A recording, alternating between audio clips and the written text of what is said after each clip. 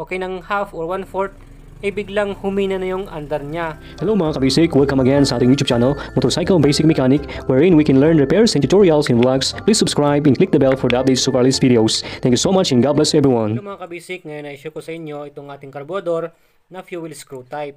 Siyempre, meron tayong mga spark plug dito at share ko sa inyo kung paano ba natin siya iikutin, dagdag ba or bawas. Siyempre, itong ating tunuhan is pag higipitan mo yan is magle-less ng gas, okay? At madaming hangin, so magiging puti yan. Okay, yung ating spark plug. Kagaya nito, ayan. So, sample lang ito, no? Puting-puti itong ating ceramic niya hanggang sa taas, puting-puti yan sa mga lean mixture pag pahigpit ito. So, iipitin mo kasi yung gas niya, no? Napapasok. Okay? Halimbawa naman, pag lulugan mo naman ito, yan, lugan-lugan mo yan, is magiging rich mixture naman siya. Ito, black na black. Black yung sa loob dito, sa kanyang ceramic. Black din dito sa taas.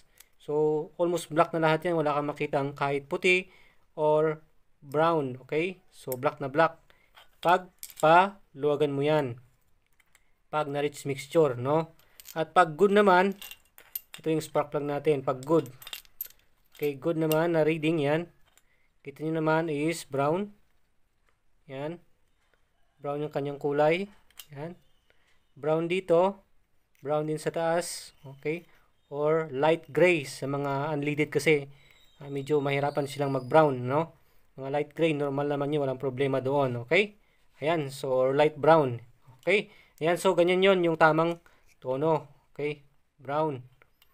Siyempre ito, ating fuel screw type, ikutin mo muna siya yung mga 150cc, 125cc, 155cc.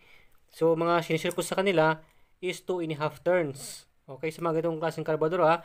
Iba kasi yung 125 na cc, 150cc, na kung saan yung tunuhan nila is dito sa side, yung air screw type, yung air naman yung kinokontrol niya. Okay? Pero iba din yung sa diaphragm type, iba din yun ha. Okay?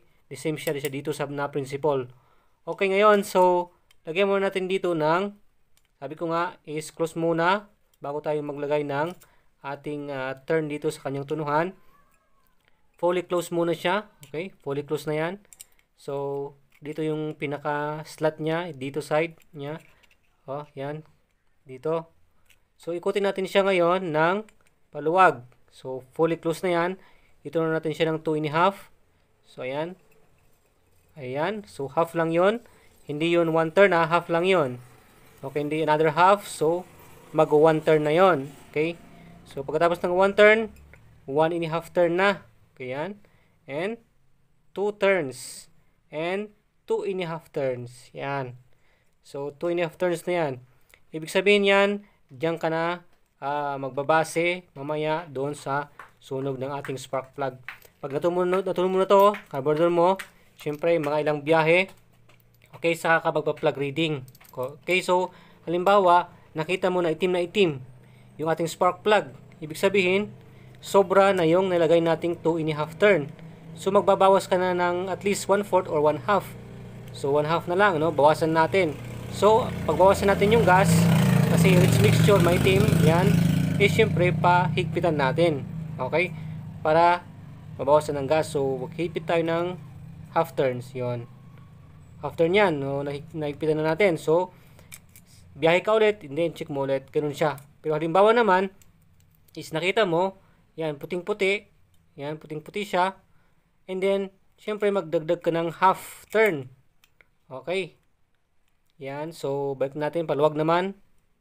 Yon. Pag kulang pa, and then, isa pang turn. Okay, yan, or ng half. Para hanggang makuha mo yung tamang mixture, tamang reading na brown. Yan. Hindi lang, sample lang kasi ito eh.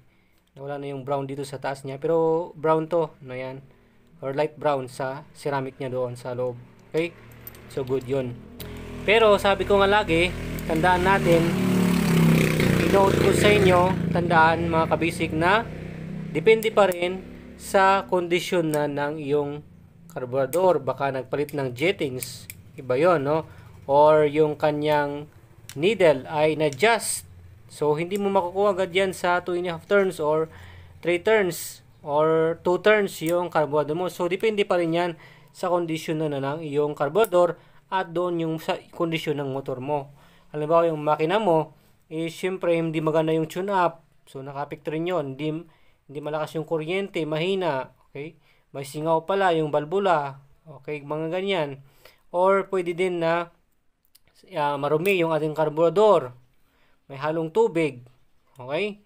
Lahat ng mga yon, marami pang iba na nakakapekto sa ating pagtutuno ng ating carburetor at hindi natin makuha talaga yung ating magandang tuno na yan. So, kulay kalawang or brown na tuno ng ating spark plug.